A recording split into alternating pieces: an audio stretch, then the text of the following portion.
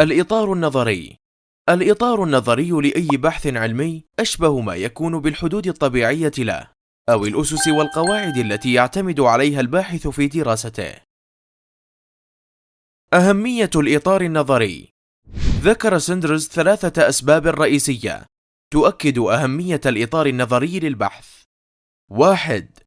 أن مشكلة البحث تنعكس على إطارها النظري، فيكون فهمها وترابطها أفضل عندما يتم توضيحه. 2. تحديد الإطار النظري يبين أثر البحث في الإضافة إلى المعرفة. 3. تحديد الإطار النظري يساعد على تحديد أهداف قيمة للبحث. أقسام الإطار النظري للبحث العلمي. يمكن تصنيف الإطار النظري للبحث إلى نوعين أساسيين ورئيسيين، هما: القسم النظرية، وهي الفائدة والأهمية التي يحققها الباحث العلمي من خلال إجراء دراسته البحثية العلمية، والتي تعود بالنفع بشكل نظري على كل من الباحثين والمهتمين والمختصين.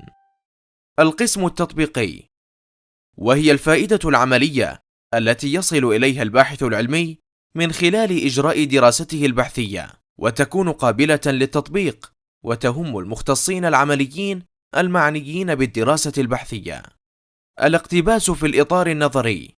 يحتاج الباحث في الإطار النظري إلى عدد من الاقتباسات من عدد من المصادر، أبحاث علمية سابقة أو دراسات أو كتب. ومن طرق الاقتباس: 1. الاقتباس المباشر، وهو الاقتباس الحرفي، بحيث يستعين الباحث بفكرة لباحث آخر يكتبها في الإطار النظري حرفيا كما وردت في المصدر الأصلي، دون أن يغير في كلماتها. ويلجأ الباحث في الغالب إلى الاقتباس الحرفي إذا شعر بأهمية الفكرة المقتبسة. 2. الاقتباس المتقطع. إذا كانت الفكرة المقتبسة طويلة، لا يحتاج الباحث إلى إظهارها كاملة في الإطار النظري، فإنه يقوم بحذف بعض من أجزائها. 3. التغيير في جزء من الفكرة المقتبسة. عندما يصحح الباحث بعض الكلمات الخاطئة أو يحاول إزالة الغموض في المعنى. 4.